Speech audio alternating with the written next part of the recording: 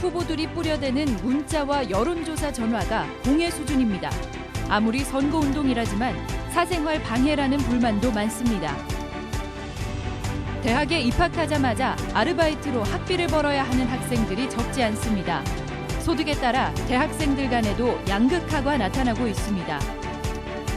식품 알레르기를 완화하는 유산균이 발견돼 주목을 끌고 있습니다. 실험 결과 알레르기 완화 효과가 40%에 달했습니다. 여러분 안녕하십니까? 전북권 뉴스입니다. 요즘 총선 관련 전화, 문자 많이 받으시죠? 시도 때도 없이 울리는 여론조사 전화, 지지를 호소하는 문자들인데요. 가히 공해 수준이라 할 만한 이런 문자와 전화 공세에 주민들은 괴로움을 호소하고 있습니다. 이경희 기자가 보도합니다. 이 분식집에는 하루에도 서너 통씩 지지 후보를 묻는 여론조사 전화가 걸려옵니다. 이른 아침은 물론 가게 문을 닫는 저녁 8시쯤에도 여론조사 전화가 울립니다. 영업을 하는 가게다 보니 걸려오는 전화는 모두 받아야 하고 손님이 밀리는 시간에 선거용 전화를 받으면 짜증이 이만저만이 아닙니다. 한 시간에 한 서너 건도 오고요. 손님 전화인 줄 알고 받는데 그런 전화가 아니면 저희도 짜증나죠. 휴대전화로 오는 문자도 문제입니다.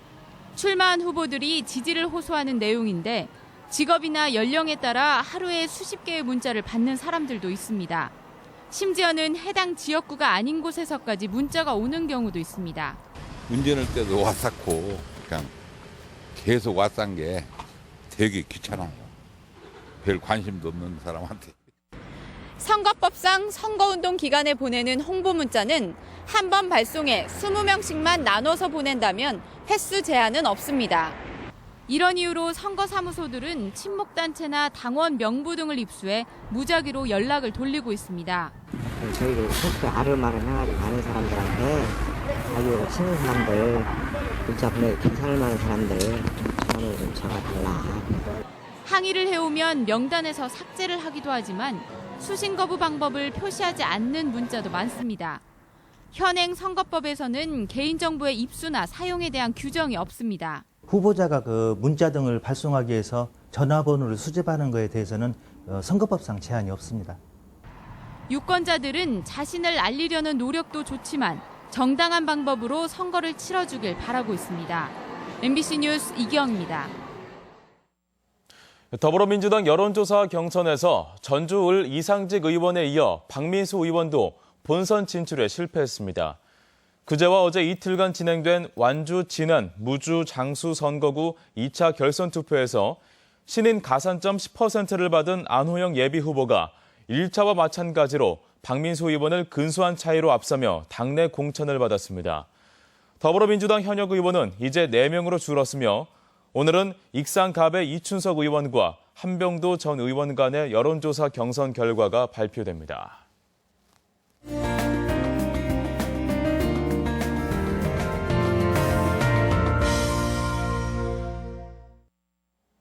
높은 등록금에 스펙을 쌓기 위해 들어가는 학원비까지 들어가는 돈이 워낙 많다 보니 대학생 사이에서도 양극화 현상이 나타나고 있습니다. 김하연 기자가 보도합니다.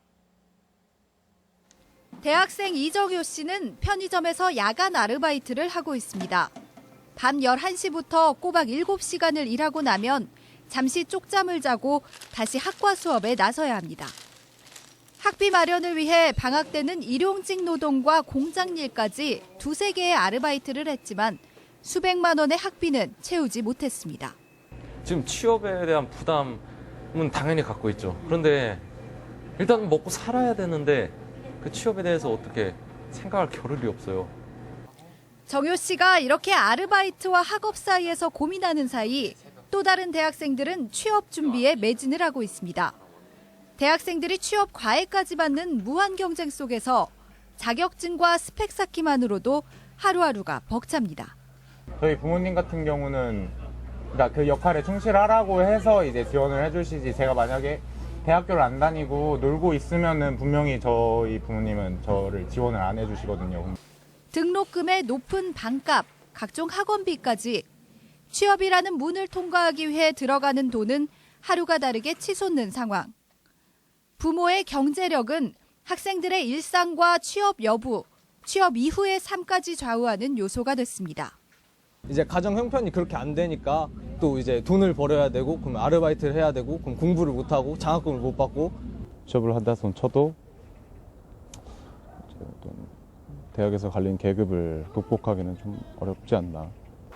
부모의 지원을 받기 어려운 대학생들은 위험하고 힘든 아르바이트까지 내몰립니다. 대학생 임모양도 4학년이 된 이후 임상 아르바이트를 시작했습니다.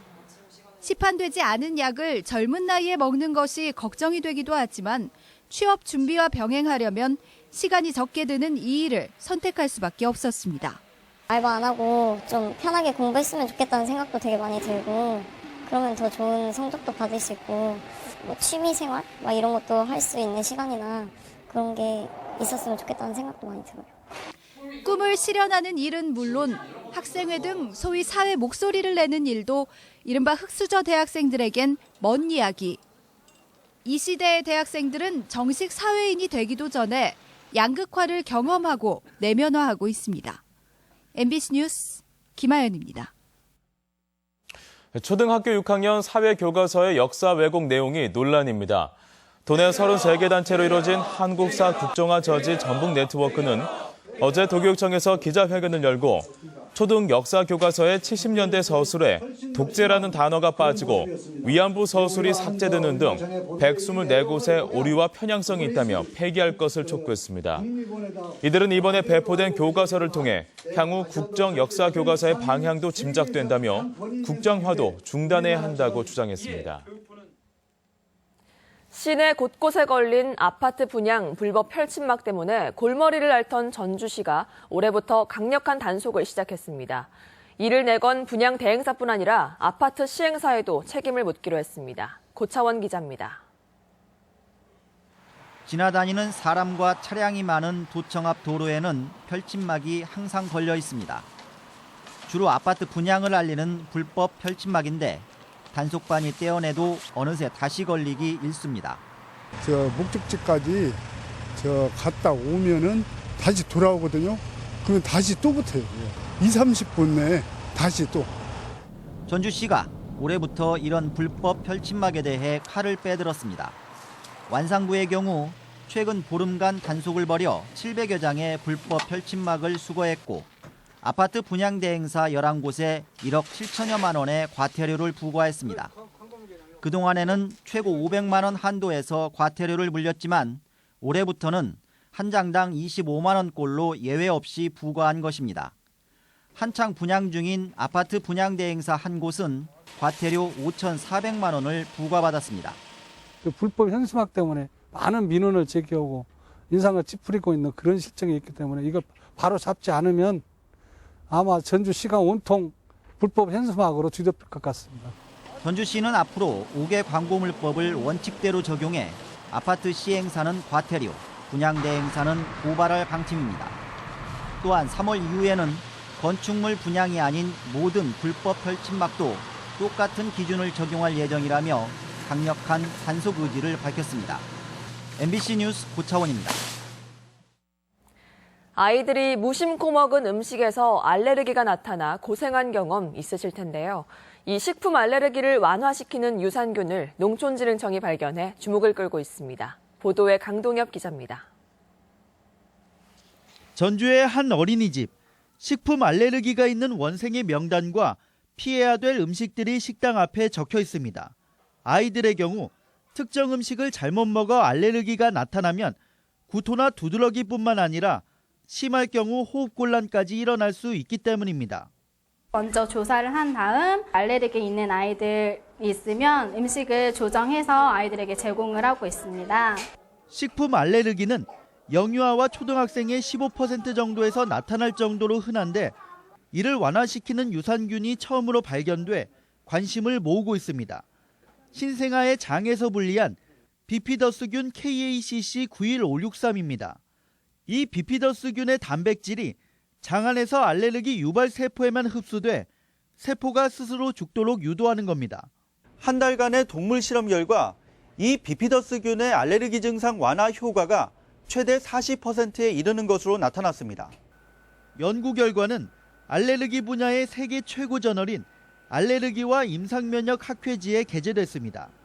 우유에서 잘 자라는 특성이 있고 우유 단백질을 분해하여 항산화, 항고혈압 물질을 생산하는 특성이 있습니다. 특허 출원을 마친 농촌진흥청은 앞으로 이 비피더스균을 활용한 유제품과 치료제를 개발한다는 계획입니다. MBC 뉴스 강동엽입니다. 지난해 도내에서 생산된 쌀 2만 8천 톤이 시장 격리를 위해 추가 매입됩니다. 전라북도는 정부가 시장 격리용으로 2차 매입하는 쌀 15만 7천 톤 가운데 2만 8,500톤을 배정받았다며 이달 하순 매입 공고를 낼 예정이라고 밝혔습니다. 전라북도는 앞서 정부가 격리한 20만 톤 가운데 2만 8,600톤을 지난해 10월 매입했습니다. 농작물 재해보험 대상 품목이 50개로 늘어납니다. 전라북도는 올해부터 양배추와 밀, 오미자, 시설 미나리 등 4개 품목을 재해보험에 추가한다고 밝혔습니다. 또한 모든 자연재해를 보장해주는 과수 종합위험 보장이 단감과 사과로 확대되고 벼의 경우 피해가 없으면 보험료 일부를 돌려받는 무사고 환급 제도가 도입됐다며 농민들의 관심을 당부했습니다. 공천 문제로 바람잘 날이 없는 도내 야권과 달리 새누리당 전북도당은 잡음 없이 도내 모든 후보를 확정했습니다. 새누리당이 이번에는 당선자를 배출할 수 있을지도 이번 총선의 관전 포인트입니다. 이창익 기자입니다. 전주 갑에서 치열한 경합을 벌여온 새누리당 전희재 천상덕 후보. 전희재 후보의 단수 공천 결정에 경쟁자인 천상덕 후보는 깨끗이 승복하고 전 후보를 돕겠다고 밝혔습니다. 잘 되기를 바라고 또 뭐 미력 하나마 옆에서 이렇게 후원을 하는 방향으로. 공천에 불복해 탈당하거나 상대 비방이 끊이질 않는 거대 야당과 달리 새누리도당은 단 한 건의 잡음도 없이 공천을 마무리했습니다. 공천자는 전주갑의 전희재 전 행정부지사, 전주울 정운천 전 농림부 장관, 전주 병해는 김성진 서해대 교수입니다. 군사는 최용묵 법무사, 익산갑 김영일 전 강북경찰서장, 익산을 박종길 전 문체부 차관이 나섭니다. 또 남원임실 순창에는 김용호 변호사, 경읍고창 김성균 전현 디자인 상무이사, 김제부안 김효성 전 도생활체육회 이사, 완주 진안 무주장수 신재봉 전 시민포럼 이사장입니다. 새누리당은 복수 후보자가 4곳에 이를 만큼 적지 않은 후보가 공천을 신청했으며 전직 장차관들이 나서 야권에 비해서도 인물 경쟁력에서 결코 뒤지지 않는 모습입니다. 여기에 금융타운 조성과 국립보훈요양원 유치, 한중경협단지 지원 등 당 차원의 공약도 일찌감치 확정하고 현장에서 청취한 600여 건의 민원 해결을 약속했습니다. 정책을 중앙과 어떻게 연계를 시킬 것인가, 그래서 중앙에서 어떠한 지원을 받을 것인가, 이런 부분에 초점을 맞춰가지고 지난 96년 이후 20년간 전북에서 단 한 명의 선출직 의원과 단체장도 배출하지 못한 새누리당이 이번 총선에서 오랜 수건을 풀 수 있을지 주목됩니다. MBC 뉴스 이창익입니다. 국민의당이 경선 방법을 정하지 않아 후보들이 혼란을 겪고 있습니다. 국민의당은 도내 10개 선거구 가운데 4곳은 경선 후보를 정하지 못했고 경선 방법도 수기 배심원제와 여론조사를 놓고 결정을 못하고 있습니다. 일부 지역에서는 특정 후보 끼워넣기나 외압설이 불거지고 있으며 경선 방식도 여론조사 방식을 채택하기 위해 일정을 지연시키고 있다는 불만이 터져나오고 있습니다. 지방재정을 보완할 수 있는 고향기부제 도입 건의안이 도의회에서 발의됐습니다. 도의회 양성빈 행자위원장이 발의한 고향기부제 도입 건의안에는 기부액 일부를 지방세에서 공제하다던 종전 주장과 달리 국세인 소득세에서 공제하도록 했습니다. 도의회는 농산어촌 시군 3곳 중 한 곳이 자체 수입으로 공무원 인건비조차 주지 못하고 있다며 배경을 밝혔습니다. 서해안에 짙은 바다 안개가 끼는 농무기를 맞아 해상 선박 사고에 대한 주의가 필요합니다. 군산해양경비안전서에 따르면 최근 5년간 도내 서해상에서 379척이 사고를 당했는데 35%인 134척이 바다 안개가 짙어지는 시기인 3월에서 6월 사이 일어난 것으로 분석됐습니다. 해경은 해안의 따뜻한 공기가 차가운 바닷물과 만나 짙은 안개가 생긴다며 안전 운항을 당부했습니다. 목요일 아침 이 시각 전주 시내 상황 살펴보겠습니다.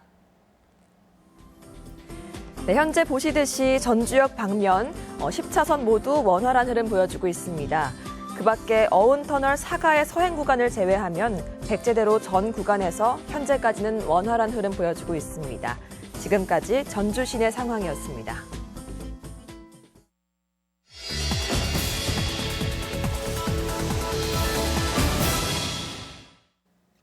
전라북도에서 인생 이모작을 준비하려는 기농기촌 인구가 지난해 말 기준으로 4천여 가구를 넘어서면서 전라북도가 기농기촌하기 좋은 곳으로 급부상하고 있습니다. 농촌 지역의 인구가 감소하는 현실에서 기농기촌 인구 증가는 전북 경제 성장의 디딤돌 역할을 맡을 뿐만 아니라 지역 경제 활성화에 크게 기여하고 있습니다. 전북도는 도시민의 기농기촌을 유도하기 위해 기농기촌 지원센터 운영과 함께 수도권 도시민 상담, 생생 기농기촌 체험학교, 농촌 체험살이, 멘토 컨설팅 등의 다양한 사업을 시행하고 있습니다. 특히 지난해 성공리에 개최된 전라북도 기농기촌 박람회를 올 7월에도 개최하면서 수도권 기농기촌 희망자들에게 찾아가는 기농기촌 서비스를 제공하면서 기농기촌 1번지인 전라북도의 저력을 보여줄 예정입니다. 하지만 기농기촌 인구 유치보다 더 중요한 것은 이들의 정착을 유지하는 것입니다. 낯선 지역사회에 정착을 못하고 다시 도시로 돌아가거나 재이주하는 사례도 늘고 있어 각 자치단체의 기농기촌 정책이 현실에 맞게 이루어지고 있는지 전반적인 점검이 필요합니다.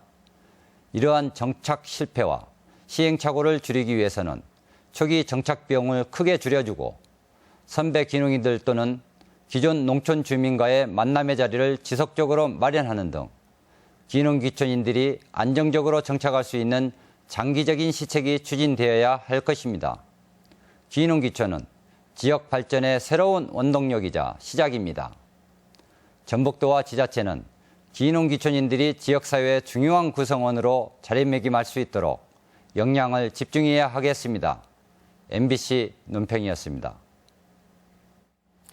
완주군이 귀농자의 안정적인 정착을 위해 최대 1,150만 원까지 지원합니다.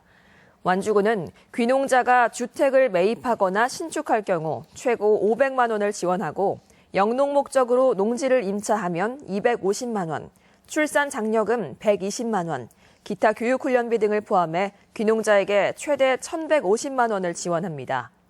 다만 지원을 받은 후 5년 내에 타 지역으로 전출하거나 실제 농업에 종사하지 않으면 보조금이 회수됩니다.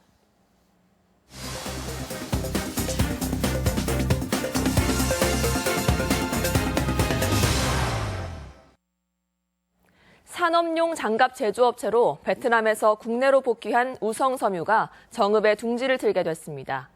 또 광주와 대구 간 고속도로 동남원 IC의 남원 방면 진출입로가 올해 개설됩니다. 그 밖에 도내 시군 소식 이흥래 기자입니다.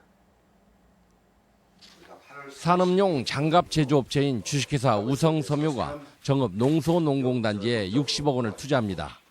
정읍시와 투자 협약을 체결한 우성섬유는 그동안 베트남에서 활동해오다 국내로 복귀한 기업인데 오는 9월부터 가동에 들어가면 연 매출 100억 원 이상과 50명의 고용 창출이 기대됩니다. 또한 정읍 2공단 내 국일 방적의 원사를 사용해 지역 기업과의 상생 발전도 기대됩니다. 우성섬유의 농소농공단지 입주로 지역 경제 활성화는 물론 정읍 인구 15만을 회복하는 데 크게 기여할 것으로 기대합니다. 남원시 산동면 부절리에 있는 광주 대구 간 고속도로 동남원 나들목에 남원 방면 진출입로가 다음 달부터 공사를 시작해 연말까지 개설됩니다. 동남원 나들목은 현재 장수 방향으로만 진출입이 가능해 남원으로 가기 위해서는 10km가량을 우회해야만 돼 새로운 진출입로의 개설이 요구돼 왔습니다. 남원을 찾는 이용객에게 거리상 10km를 단축할 수 있는 교통 편의를 제공하게 됨으로써 관광 남원의 이미지를 높이는 데 많은 효과가 있을 것으로 기대되고 있습니다.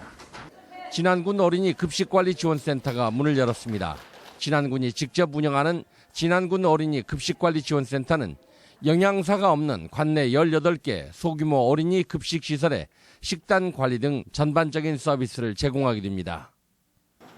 순창군 발효미생물산업진흥원이 발효미생물을 활용한 퇴비 개발에 성공하고 본격적인 생산에 들어갔습니다.